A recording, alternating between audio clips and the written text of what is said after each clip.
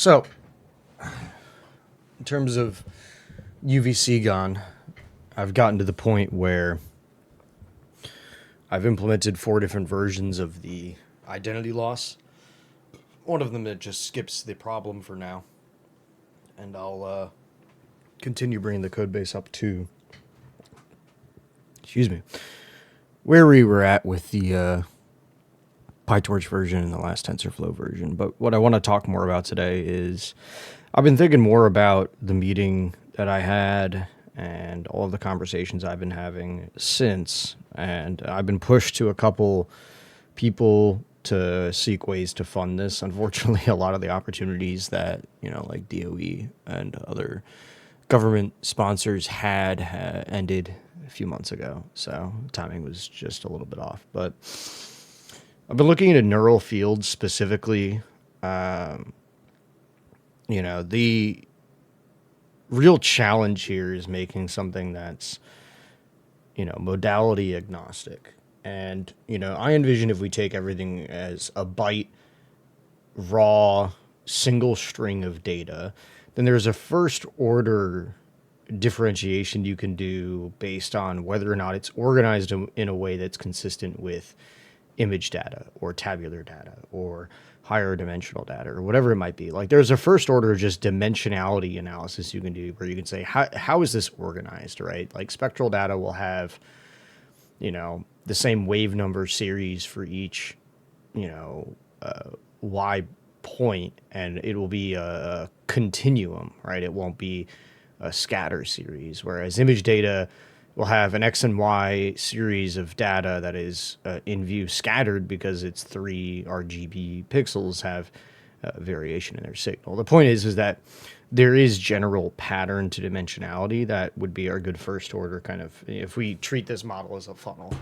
that's kind of the beginning of the funnel, right? But the challenge is if you try to, I'm sure this has been thought of, I'm new to this. If you try to take a neural field and scale it out to the kind of interconnectedness that we're talking about for an integrated knowledge network, you end up with something that actually does start to push compute in a way that's just stupidly inefficient, right? And, if you put us in, if you're familiar with graph convolution or, graph-based networks, we're basically trying to be a step above that in dimensionality, right? In terms of the paper on topological deep learning, we went and got some sushi and I read over that during it, and it's definitely hitting the mark in terms of addressing the problem of how do we embed information across such a high,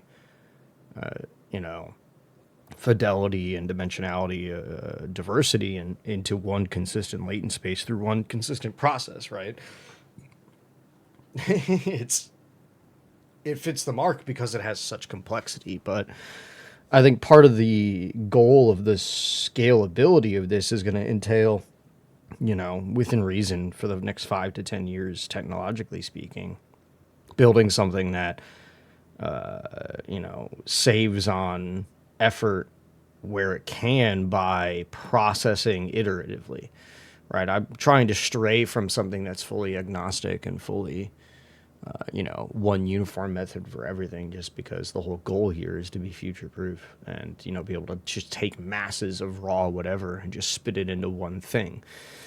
However, you can still be strategic with how you interface with that data, right? If you take all of that information, all that data, and encode it down into a string, and then you take that string and you first look at the patterns that could relate to its dimensionality, well, now you can take and say, oh, this is image data, this is text data, this is audio data, this is spectral data, this, you know what I mean? And then it becomes a lot easier to feed that to the unsupervised model, because the unsupervised model will already have, learned what these different things look like, as opposed to just feeding it something and then it learn it. It would essentially be a pre-training step, right?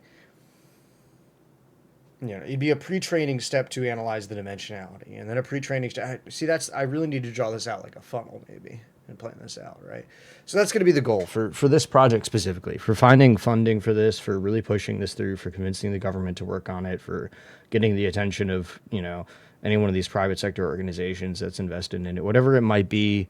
My best method here is going to be to document this and publish it and write a paper and really flesh out the concept. So, you know, I would like to just sit down and like put together I had the idea, okay, we can just simulate a bunch of data. We can synthesize image data and text data and audio data and all that. It doesn't have to be real information. It just literally just needs to have that format. And then I could take input data that's synthesized in a similar way with a different random input and push it through that model and say, okay, can you pick out what this is? It'd be a good like first order. Just if I were to write a paper about this, it would have more sustenance because it would actually have some methodology built into it. It wouldn't just be like a conceptual review. But we're pushing on time really hard. It's just nice to see the PIs that I work with are kind of advocating for me and reaching out to like a variety of people to be like, hey, this dude has a good idea. We should really look into this.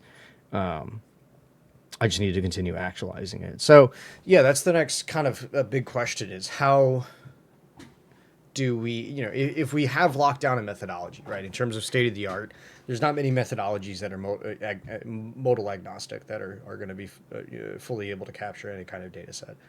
And all of them are going to entail, single byte encoding in some way, right? No matter what, if you're trying to be data agnostic, that data is going to end up encoding into some kind of string of one column of information, right? It might even be down to a byte of zeros and ones, right? That's what we say, byte string. So if we're in that scenario, then having a stepwise process is going to be key. Having the funnel be iteratively processing on whatever will scope the information down as much as possible, whether that be, first order dimensionality, second order time, third order, spatial context, fifth order inference relationships, blah, blah, blah, blah. But that's the key, that's the other problem is, right, the funneling process is going to depend on the data. You know what I mean? You could have two data sets that will first order be much better organized by when they were discussed or when they were embedded or what spatial context do they have as opposed to what their dimensionality is, right? And that's the challenge is how do you do that in an unsupervised way? But we're mapping out the whole system. I mean, we're chunking out into the different problems, which is the key to figuring out which models fit where.